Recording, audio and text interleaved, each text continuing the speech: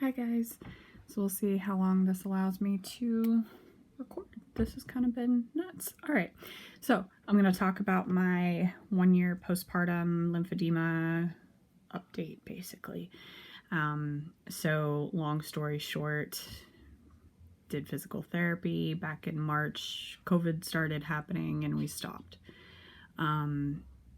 I was doing lymphatic drainage massages and all sorts of things, and now I wish I was doing more of that, but life just doesn't work like that. So I need to be finding another specialist, therapist, whatever, for this to start talking about options, because now that we are a year postpartum, I want to start thinking about baby number 2 and how that's possible for me personally, mentally, physically, lymphedema-wise. So that is my plan, is to find somebody to talk to, because I feel like I was just thrown to the wolves over this whole thing. Nobody really told me much about what it was, except one person, which was my physical therapist from back, who I stopped with in March. And he taught me a little bit about it, but it wasn't until I started in a Facebook support group for lymphedema that I learned a lot more, like the do's and don'ts. Like apparently I'm not supposed to shave my legs, things like that. It's due to possible cellulitis and, infections that could occur from shaving your legs. I'm 28 years old and I just got married and kind of don't want to not shave my legs. So I got to figure out what to do. Nair's probably in my future. TMI, and I'm sorry, but things that you think about, that you take for granted, honestly, things that you take for granted in your life. It's just crazy, the stuff that I've learned over the last week in this, being on this group. I'm telling you, it's just incredible.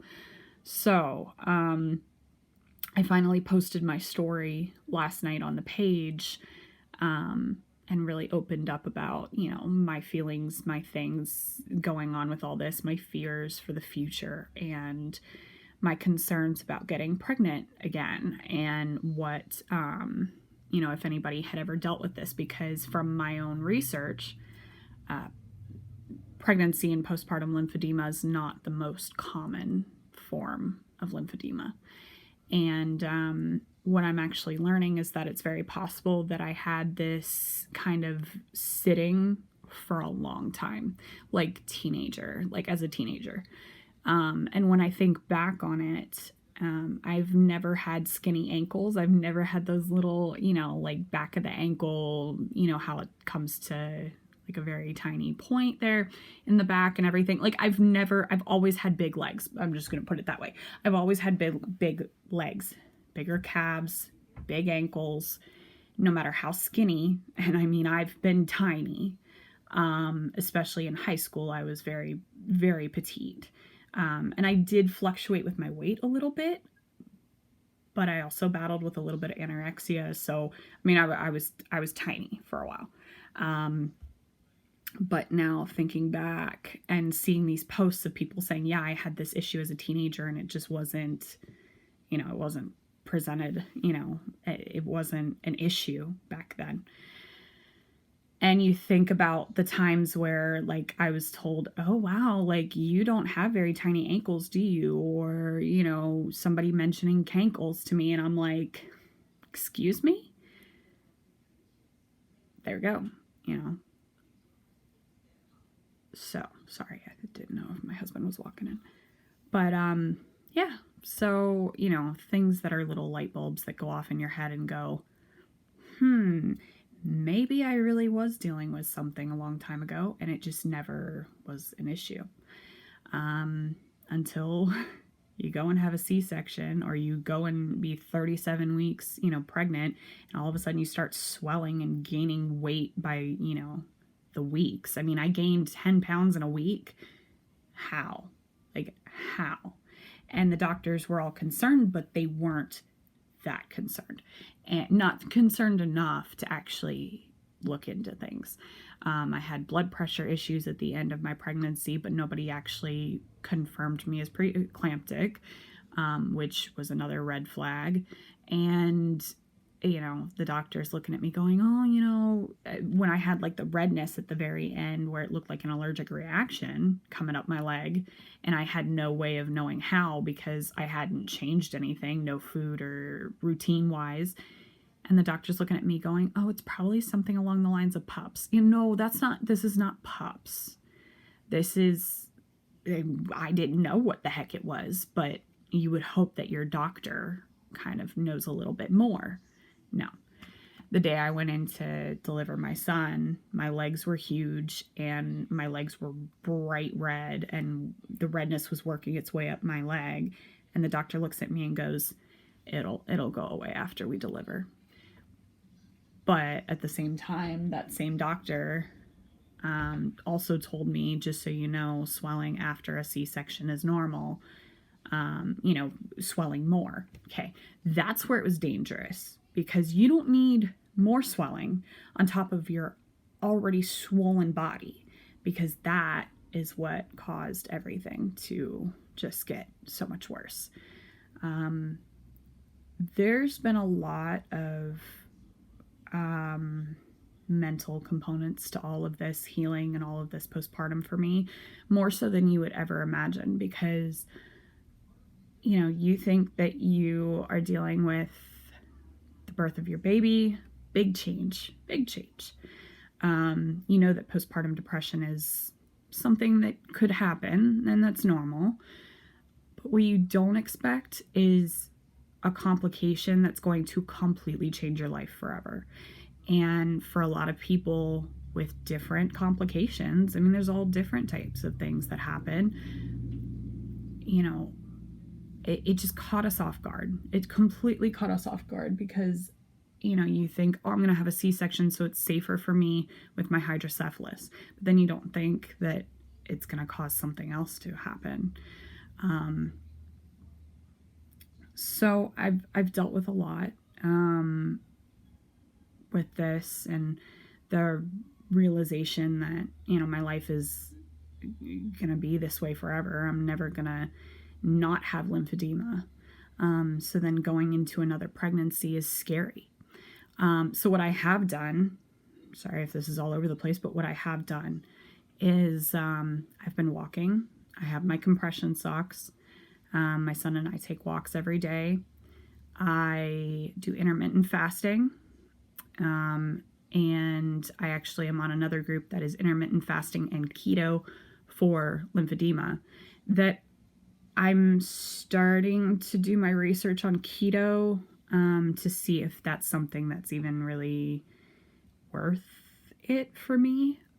Because intermittent fasting, along with a diet pill, because I can't do very strenuous exercising due to the nature of the lymphedema, intermittent fasting, medication, and walking. There we go. The three things that I've done have allowed me to drop. I'm now down 48 pounds, almost 50 pounds.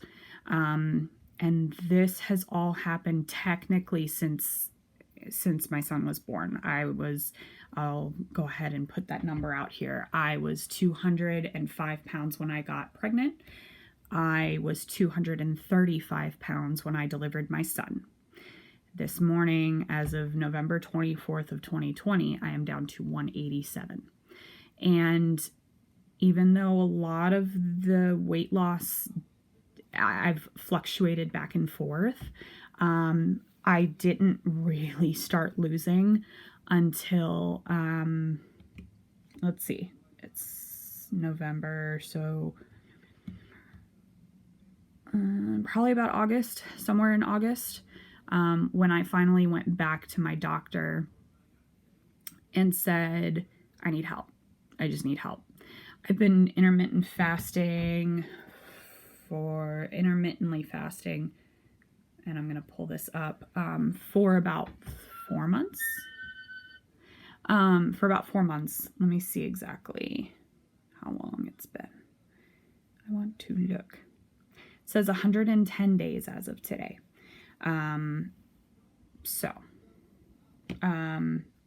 That, that's not bad. That's 3 months. Yeah, that's over 3 months. So, I am very proud of myself. I won't be on the medication very much longer. It was just kind of a little boost to kind of help with it, but I plan on going off of it shortly and weaning myself, because it has helped my stomach shrink on the days where I either forget to take it or don't take it. I don't have I don't rebound. I don't, it doesn't cause me to just eat everything in sight. So that's really good. But what I do want to do is, like I said, looking into keto, but something similar to it where I can stop eating things that would cause inflammation to occur for my legs. I've been doing a lot more research on the do's and don'ts as far as foods that could help or hurt lymphedema. Obviously you want to stay away from anything that causes inflammation in the body. So I want to look into that.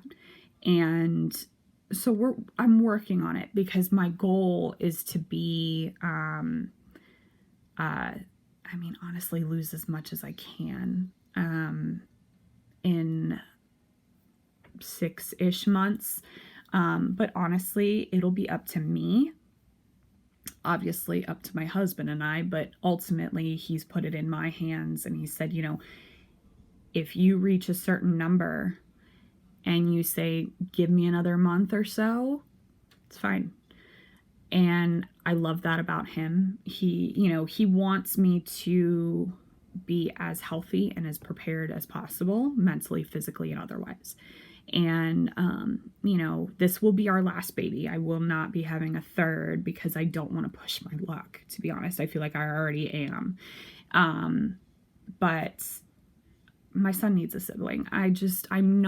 My heart isn't done. I'm not done having babies. We only ever wanted 2, and my heart I'm not complete yet.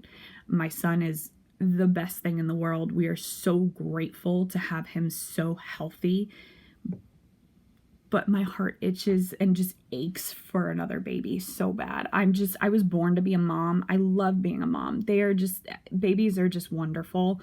As much as I went through postpartum, I was the happiest person ever otherwise, being a mom is all I've ever wanted in my life. I could be whatever in the world, and I would be a mom. And so I'm glad and really blessed that I can be. But like I said, I'm just not done yet. So, yeah, if anybody has any questions, any concerns, any opinions, anything of that sort that I can, think of, give me a shout out, give me a, message or comment below, and I will get back to you on that. I think I will also go into the horrors of breastfeeding and what I dealt with, and what I plan to do next time around, because I've learned a lot from another mom here on YouTube. And I'll go into that when I do make that video and shout her out, because it's just amazing, and I love her candidness, and I honestly want to be her when I grow up. She's just fantastic. So that'll be my next video. Who the heck knows when that'll get up? It probably won't go, be recorded until this kid's like 1.5 years old. Hopefully not, though. But yeah, I hope everyone is well. I hope everyone is staying safe and healthy and all that good stuff. And have a wonderful Thanksgiving. Take care.